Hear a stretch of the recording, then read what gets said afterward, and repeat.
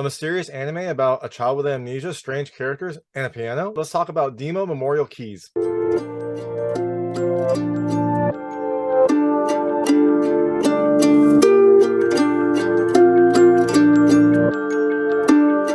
everyone, this is David Stark from Watch or Pass. I've got my piano out. All I can play is Chopsticks. I don't think that's going to cut it because I'm here to talk to you about DEEMO Memorial Keys, which is a new anime that's coming to US theaters on, I think, like February 3rd, February 10th. I've seen a couple ads for it. I think the first showing is February 3rd, and then it's going to have a wider release February 10th. It is an interesting anime that has a hybrid 3D hand-drawn look. And my hot take is I think you should rent it. Look, the piano music is gorgeous. I love the piano music. I like the mystery.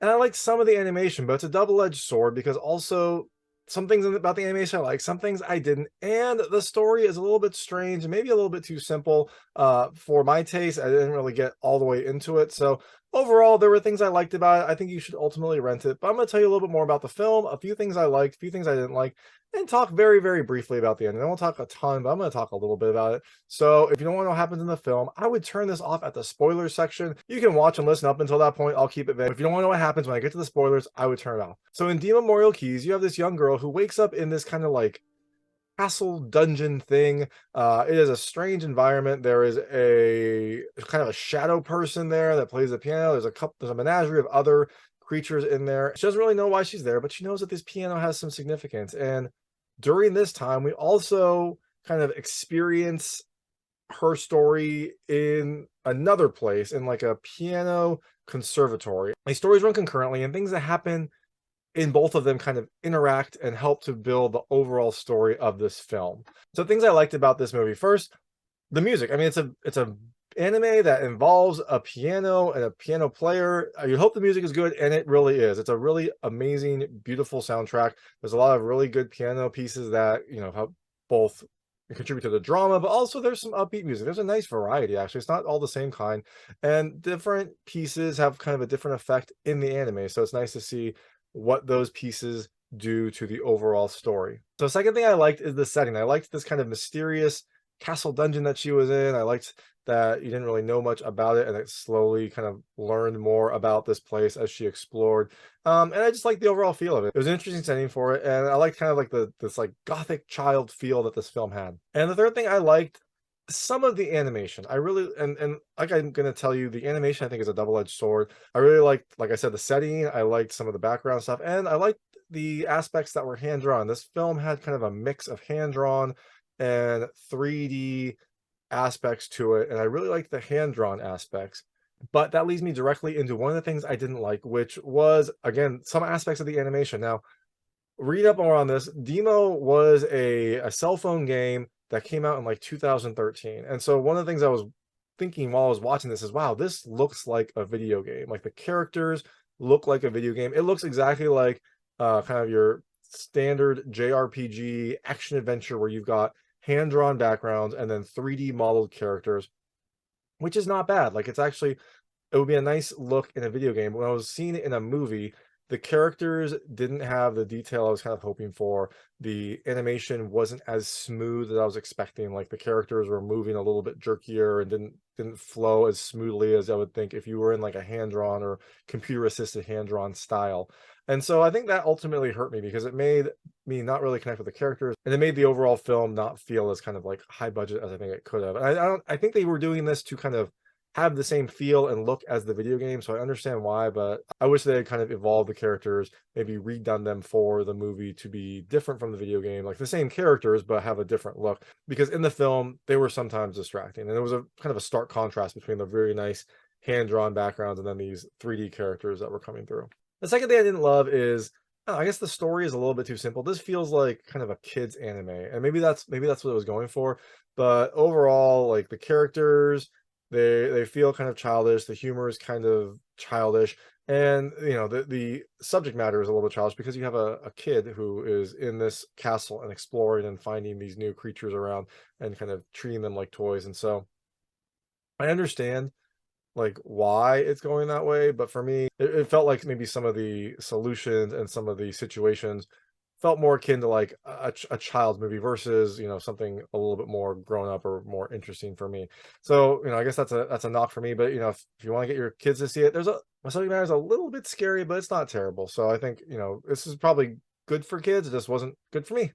And the last thing I didn't love is this kind of fits along with the kids aspect. There was some kind of confusing random storytelling, like some of the things that they had to do were very random. And as the story progressed, there were these areas that they explored that you're just like, okay, that's convenient that they're now going here, but why? Like, what is the connection through all of this?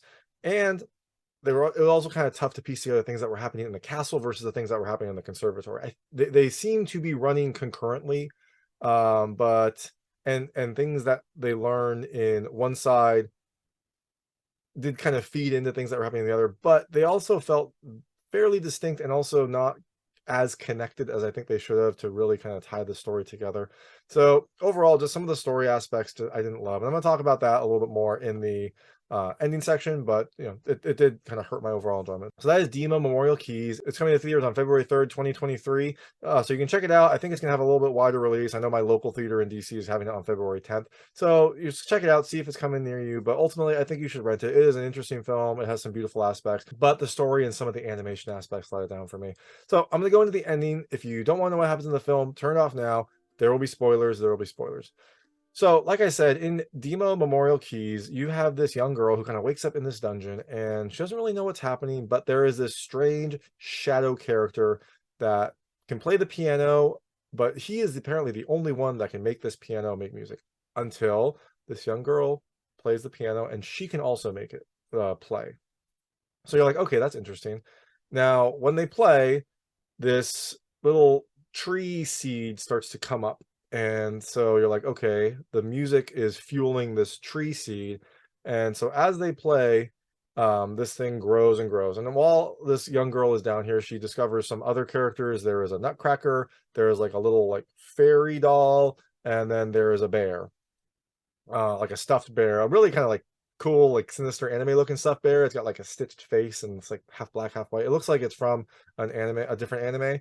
But again, like I said, kind of a little bit more of a kid type subject matter, which is fine, but it just wasn't really speaking to me. So concurrently, you have the piano conservatory where this mysterious young girl who has just started is kind of a piano prodigy, but also very quiet and alone. And she starts to befriend two other characters in the piano conservatory who start to like take an interest to her. So these two things are running concurrently. And essentially in the dungeon, they're trying to get this entity known as DEEMO, this shadow character, to play more music so that this tree grows. And this girl thinks that when the tree grows all the way up this like building, they'll be able to escape. Well, she'll be able to escape. There's also this strange masked character in the dungeon that we meet halfway through that is just kind of mean. She's like in this white robe, she has a white mask on, and she just doesn't like anyone and kind of stays to herself and seems to be the antagonist. So eventually they grow this tree and this shadow figure gives DEEMO this piece of music, this last piece of music to help the tree grow.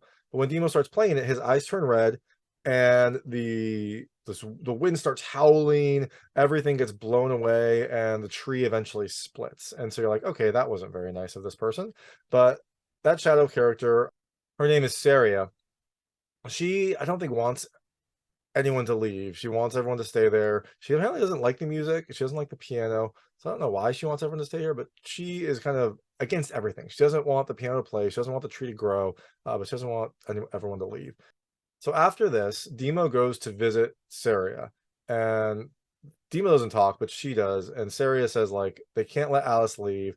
They have to protect this place, this like dungeon. And so I think Saria thinks when Alice leaves, everything in the dungeon will fall away. And so DEEMO picks her up and like sits her down on the piano, and she starts to play. And when the masked kid Saria starts to play, her mask cracks.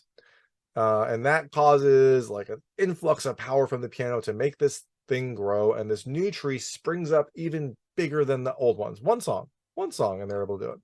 Before they had to play more and more songs. They had to look for sheet music to get more songs to have this thing grow. But one song, they're able to grow it all the way up.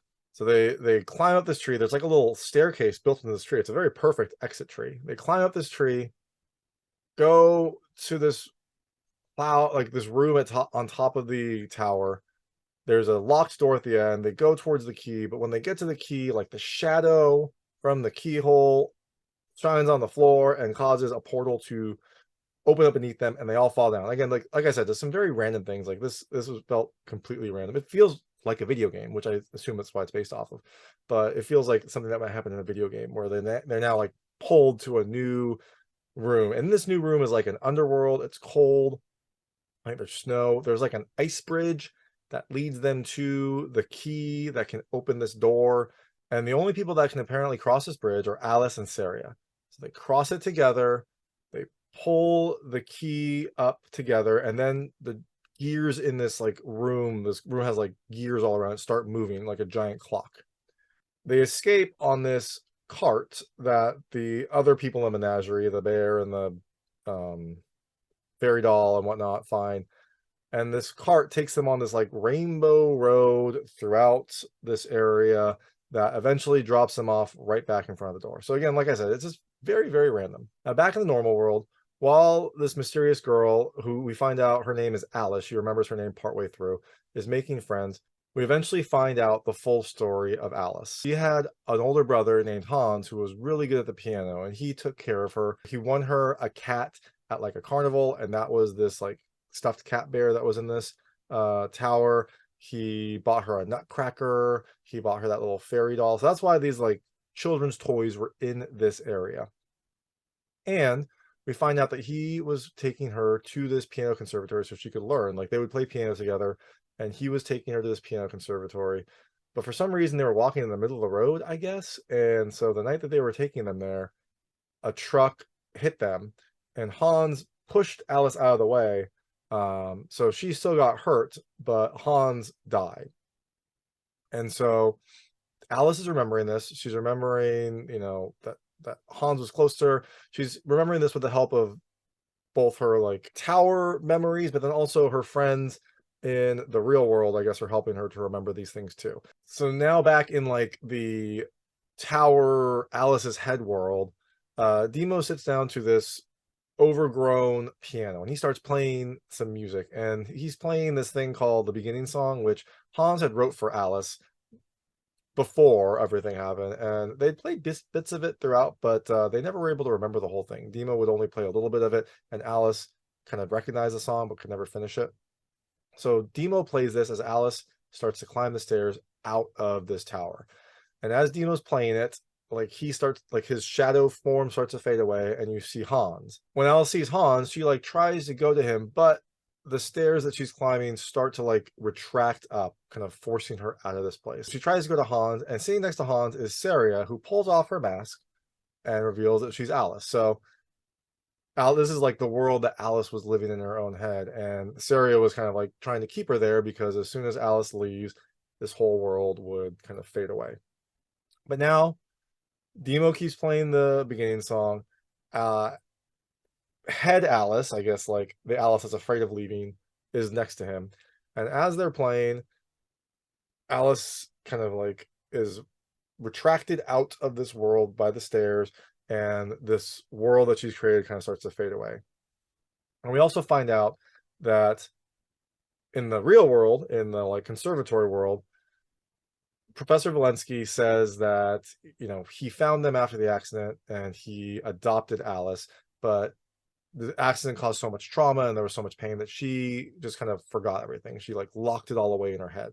But every time the cherry blossoms would bloom, she would play the first part of the beginning song, the song that Hans wrote for her. She had locked away the fact that Hans wrote it for her, but she just knew that first little bit. Alice explained that she was like afraid to play more because she didn't like want to remember, but now she has friends that she can talk to, so she does.